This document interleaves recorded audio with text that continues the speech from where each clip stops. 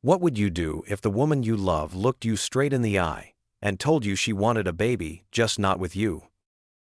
That's not a twisted movie plot. That's my life. My name's Mark, 35, small-town guy, grease under the nails from working at a car shop, but proud of what I built. I thought I had it all figured out. A wife, Emily, who I loved since our 20s. A modest house we fixed up together. Friday night pizza on the couch, football humming in the background. Dreams we whispered, late at night kids, a yard, maybe even a golden retriever running wild. Then came the night everything cracked. We were at her parents' house. Sunday dinner roast chicken, mashed potatoes, gravy that always tasted like comfort. Laughter bouncing around the table. It was one of those nights you'd swear was perfect. And then Emily put her fork down, cleared her throat, smiled like she was about to give the family good news. I want a baby. My chest lit up. Finally, I'd been waiting for that. Then she spoke again. But not with Mark. He's not good enough, genetically. Silence slammed the room. Her mom dropped her fork. Her dad stared at his plate like it had answers. I sat frozen, my smile still hanging on my face like a cruel joke. That night I realized betrayal doesn't always scream. Sometimes it whispers calmly, while carving you wide open. Back home, the silence was worse than at the table. The clinking of her wine glass was the only sound. My chest was tight, like someone had parked a truck on it. I finally forced the words out.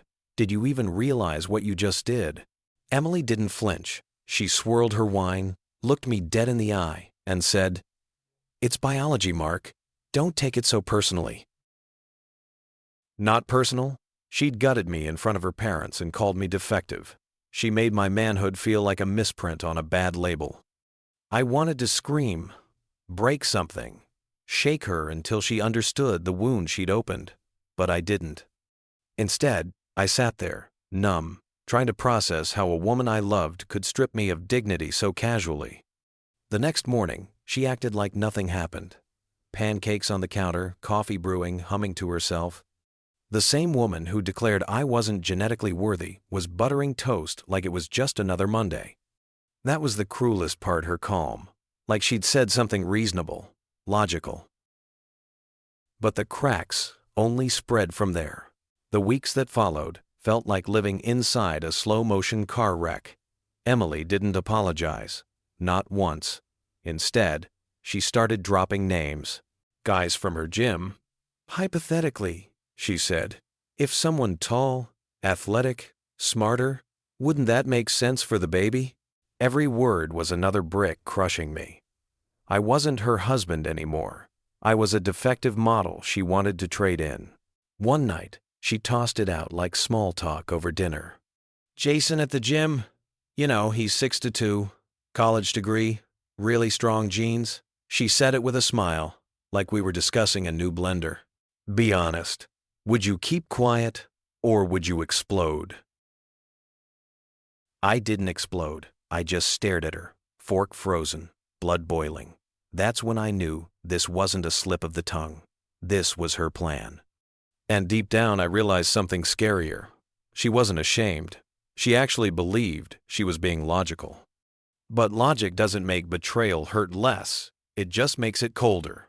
The confirmation hit me on a Tuesday night. Emily was in the shower, her phone buzzing on the counter. Curiosity, or maybe survival, pushed me toward her laptop. I shouldn't have looked, but I did. A folder sat right there on the desktop, labeled Plans. My gut twisted before I even opened it. Inside screenshots, messages, photos, her and some guy from the gym, smiling selfies, late-night texts, conversations about the future. Not with me, with him. This wasn't a theory. It wasn't a drunken comment at dinner. She was already building a life that didn't include me as the father of her children. My hands shook as I closed the laptop. My chest felt hollow, but my mind was clear for the first time in weeks. I wasn't crazy. I wasn't overreacting. She really was replacing me. And the worst part? She didn't even see it as betrayal. She saw it as an upgrade. That night, I decided the next move would be mine. I waited until the next evening, The house was quiet, TV humming in the background, her scrolling through her phone like nothing was wrong. My heart was pounding, but my voice came out steady. "I saw your folder," I said. Her head jerked up, eyes wide for a second, then narrowing into annoyance, not guilt. She sighed and said, "Mark, I didn't want you to find it like that. But listen, I wanted us to stay married. I just wanted a child with stronger genes. It's practical." Practical. Like love was a business deal. Like vows could be rewritten on a spreadsheet. I stared at her, searching for the woman I married. The one who used to cry at cheesy Christmas movies and squeeze my hand during fireworks. But all I saw was cold calculation. I didn't yell. I didn't throw things. I just stood up, grabbed my jacket, and said, "No, this is the end." For once, her face cracked. She dropped the phone, stammering, reaching out like she could reel me back in with a touch, but it was too late. Because betrayal you can forgive. Humiliation like that, you carry it forever. I walked out that night with nothing but a jacket and my pride. The house behind me felt like a stranger's place. The woman I thought I knew, gone. Funny thing about betrayal, it doesn't break you in the moment. It carves scars you discover later, when the silence settles in. I kept hearing her words echo in my head. "You're not good enough, genetically," like I was some faulty machine, not a husband. But here's what I learned. Being told you're unworthy doesn't make it true.